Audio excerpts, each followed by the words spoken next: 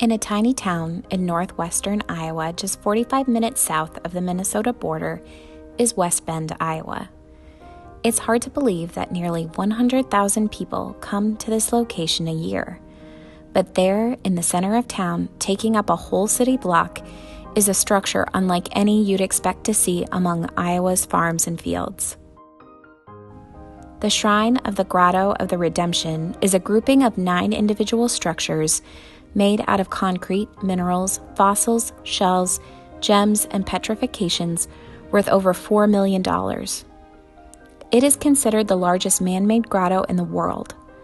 The structures depict the life of Christ and were largely constructed by hand by 2 men, Father Paul Dauberstein and Max Sorencha.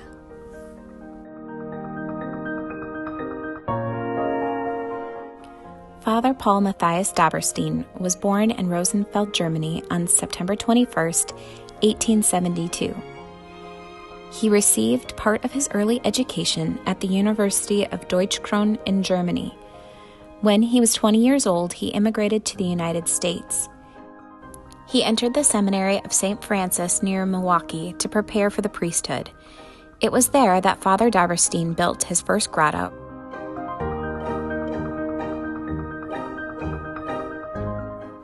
Before his ordination in 1897, it is believed that Dauberstein contracted a serious case of pneumonia. During his illness, he prayed to Mary to intercede on his behalf in order for his health to be restored. In this prayer, he promised to build Mary a grotto, and it is this promise that has been credited for Dauberstein's commitment to today's structure. After his ordination, Dauberstein was sent for a year to the Sisters of Mount Carmel Hospital in Dubuque, until he was appointed the pastor of West Bend Saints Peter and Paul Catholic Church.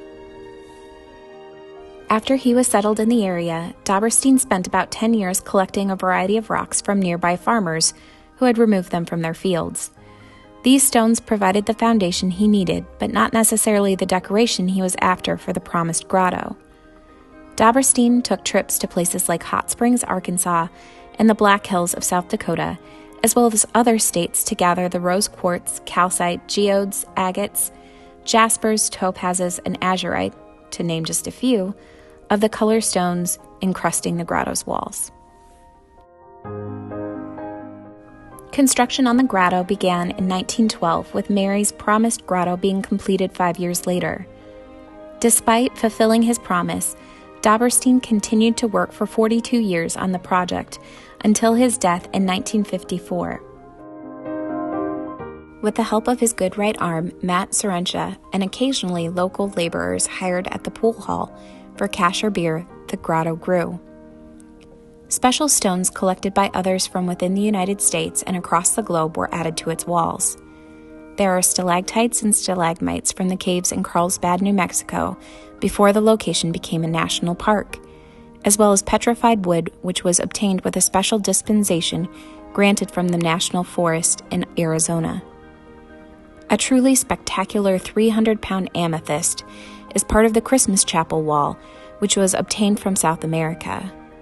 And a less ostentatiously beautiful rock from the South Pole lends its mystique as well. Even after Father Dauberstein's death, the grotto continued to grow.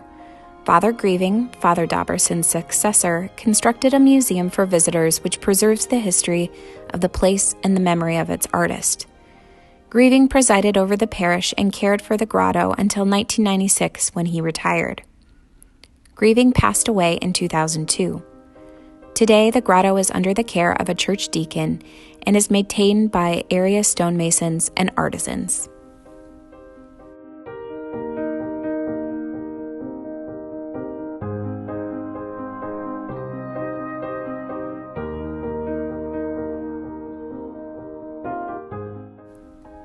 Riverside, Iowa is a quaint little town located just 20 minutes south of Iowa City along Highway 218. Its population hovers right around 1,000, and even though the town is tiny, that didn't stop it from making a pretty big boast in 1985. Wanting the town to live long and prosper, Councilman Steve Miller saw an opportunity to do so after reading Gene Roddenberry's book, Making of Star Trek.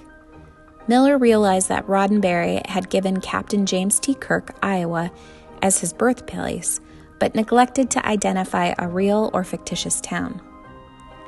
Seeing an opportunity, Miller quickly realized he could live out a true Trekkie's fantasy by claiming Riverside as the captain's birthplace.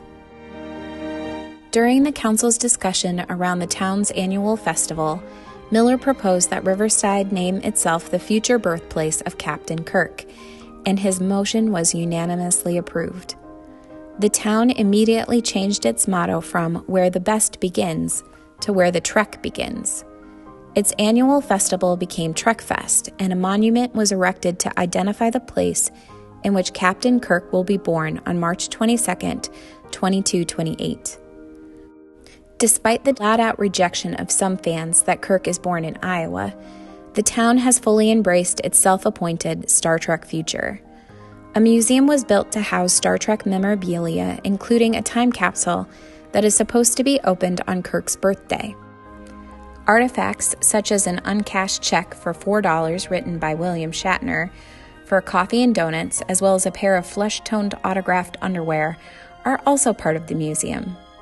These items were obtained and preserved when in September 2004, William Shatner, the original Captain Kirk, visited Riverside to film a prank reality series. He told the town he was starring in a movie, Invasion, Iowa. The people of Riverside took the joke in stride and won over the notoriously prickly Shatner. The most recent honor earned from the town's continued devotion occurred in 2009, when all of Riverside citizens were invited to a special secret preview screening of the movie Star Trek, the J.J. Abrams-directed reboot.